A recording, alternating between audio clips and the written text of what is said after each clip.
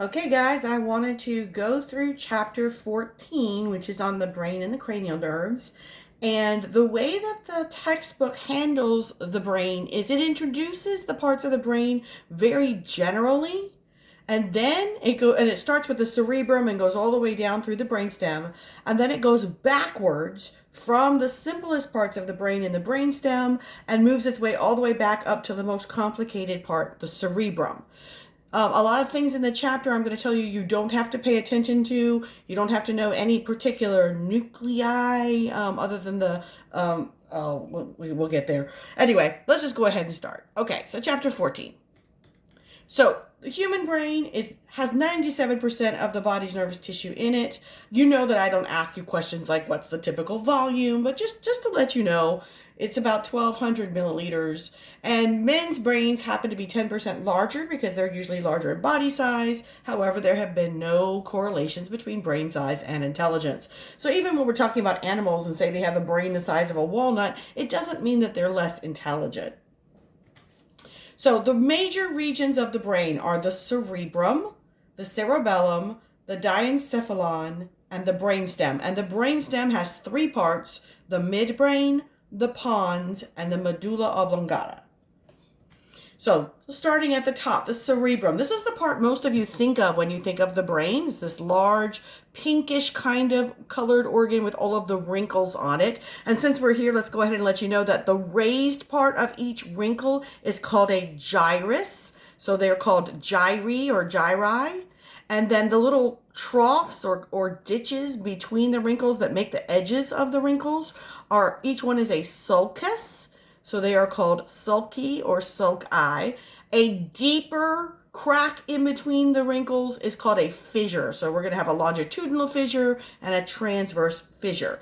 But the cerebrum is all of this, and it comes in two halves that are called cerebral hemispheres. And in this picture right now, we're seeing the left cerebral hemisphere, since this would be the front of your body and this would be the back of your body. Now, the cerebrum handles all what we call the higher brain functions. So things like memory, intelligence, learning, personality, social feedback. It processes all of your special senses. And so it really runs the major higher order parts of your brain, including also in movement. The diencephalon is going to be buried in here. We're going to get to that in another slide. And here's where we see the three regions of the brainstem. Midbrain is green here, and then pons is blue, and medulla is red. And then the final part is called the cerebellum. So they go ahead and discuss that now. The cerebellum's job is to help coordinate movements. So you make a plan of how you want to move your body. After you move it, all of the feedback is sent through your cerebellum. And if you're going to repeat that movement, it makes adjustments in the plan to make sure that what you wanted to do ends up being what you actually did. Okay, so again, cerebrum, this is the wrinkly part. Largest part of the brain, has your conscious thoughts, your personality, your intellect, and it is divided into two sides called the cerebral hemispheres. Now, how do we make this thing? Well, we have the cell bodies of the neurons, and then we have the myelinated axons, which we talked about in one of the previous lectures, how the myelinated axons make them look white. So the unmyelinated cell bodies are the gray matter, and the myelinated axons are the white matter. Now, on the surface of the cerebrum, we have most of the cell bodies of the neurons, and they're unmyelinated. It's about 2 to 4 millimeters thick, and it is called the cerebral cortex. So this is the gray matter of the cerebrum. It's a thin layer of unmyelinated cell bodies and dendrites.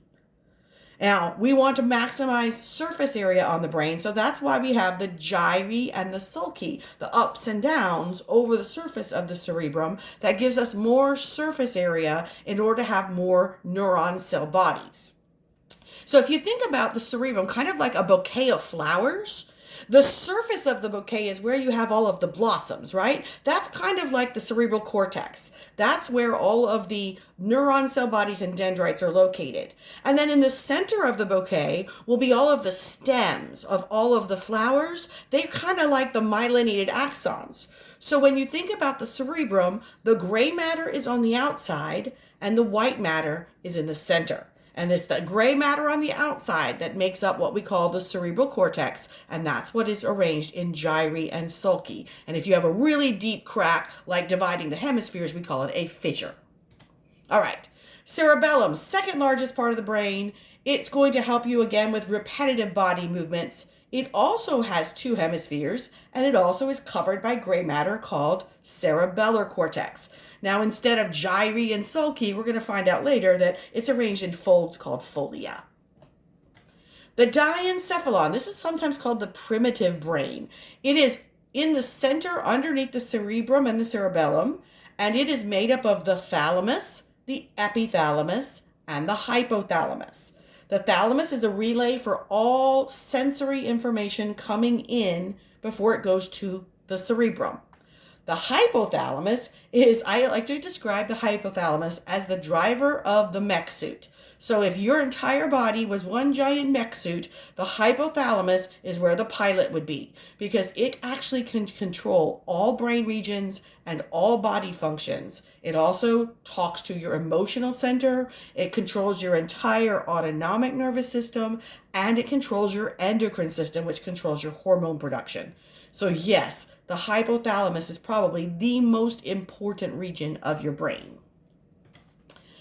Also, part of the diencephalon, it's in front of the hypothalamus and connected to the hypothalamus. It's not actually part of the brain, is the pituitary gland. Now, this is the master gland of the endocrine system. And when you get into anatomy too, you're going to learn about how these two structures talk to each other, the hypothalamus and the pituitary gland. And between the two of them, they control all of the endocrine or hormone-driven functions of your body. All right, so far we've done cerebrum, cerebellum, and diencephalon. And now we're going to talk about the brainstem. So the brainstem is the connection between the brain and the spinal cord. It's going to be relaying both sensory and motor information, and it also has three subdivisions. The midbrain, which is right under the diencephalon, the pons, and the medulla oblongata. So the midbrain is for processing sight, sound, and some reflexes, and it helps keep you conscious. So it's going to send out electrical pulses that keep your brain tissue active. The pons, and pons means bridge, it actually is the major connection between the brain and the cerebellum. And it's going to have myelinated groups of axons called tracts. It's going to have relay centers, and it's going to have nuclei, or little patches of unmyelinated neuron cell bodies that are buried inside the white matter. The medulla is the last section of the brainstem before it turns into spinal cord. The transition happens as it passes through the foramen magnum of the occipital bone. And the medulla has a lot of basic life function controls that can be on the autopilot or autonomic system, things like heartbeat, blood pressure, breathing, and digestion. It also is a sensory relay station. Now, it has a central canal that becomes the central canal of the spinal cord, where we're going to send cerebrospinal fluid down.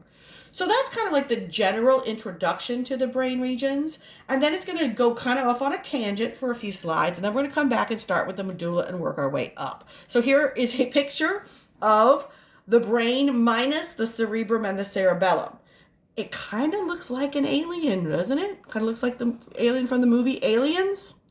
This right here is my diencephalon. This part would be the thalamus, and this is the hypothalamus, and there is my pituitary.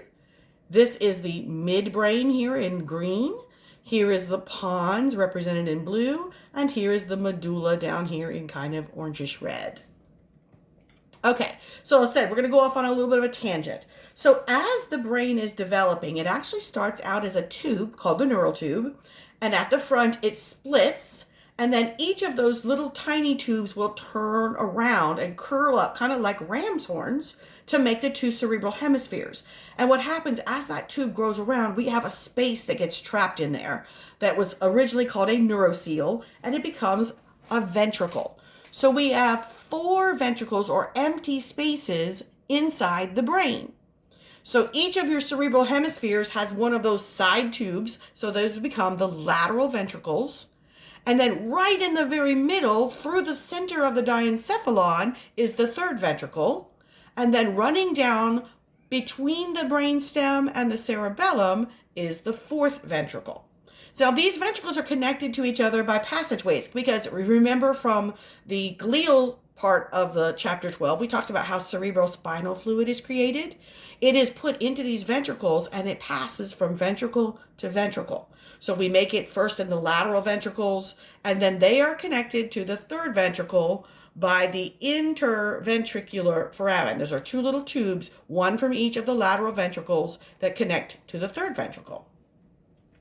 Then we have a long passageway between the third ventricle and the fourth ventricle, which is called the cerebral aqueduct. And then the fourth ventricle is down into the medulla oblongata, and it's again behind the pons and the cerebellum, and it connects those. And then this final cerebral aqueduct, after it passes through the fourth ventricle, we have another little chamber that starts, and it becomes the central canal of the medulla and the spinal cord. So this is a diagram that has the cerebrum, and then it has this clear overlay that shows you these spaces inside the brain. So these would be my two lateral ventricles. Here are my two interventricular foramen. Here is the third ventricle. This long piece here is the cerebral aqueduct. And then this is the fourth ventricle, and then it becomes the central canal. Now this is what it looks like from the side, and these lateral ventricles kind of look like weird pointed C's.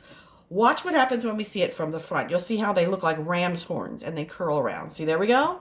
So here is my left lateral ventricle. Here is my right lateral ventricle. Here are where they are connected to the third ventricle, and then this is connected to the fourth ventricle. And this is our blood substitute. Remember, cerebrospinal fluid is nourishing all of the cells within the brain. It's giving them oxygen and picking up carbon dioxide. So we have to protect our brain, and we have several layers of protection. First of all, we have the bones that made the cranial vault. So we have the frontal bone, two parietal bones, one occipital bone, two temporal bones, the sphenoid bone, and the ethmoid bone. Now we're going to cover it with 3 layers of thick connective tissues called meninges. And as we've already discussed, we replace blood with cerebrospinal fluid. So these are physical ways that we protect the brain from infection and damage. We also have the blood-brain barrier, which keeps things that are in the blood from entering the brain. And remember, that's made by the processes or the feet of astrocytes wrapped around capillaries. So let's go back to those meninges, since that's a new term. So these are connective tissue layers, and that they are surrounding the brain tissue at different levels. There are 3 layers starting from the outside and working in. We have the dura mater, the arachnoid mater, and the pia mater. Now, mater, by the way, is a Latin word that means mother. So if we were to translate the names of these 3 layers, dura mater means tough mother. Arachnoid mater means spider mother. And pia mater means clinging mother. Okay? Now, you also have these same 3 coverings that will continue down after the brainstem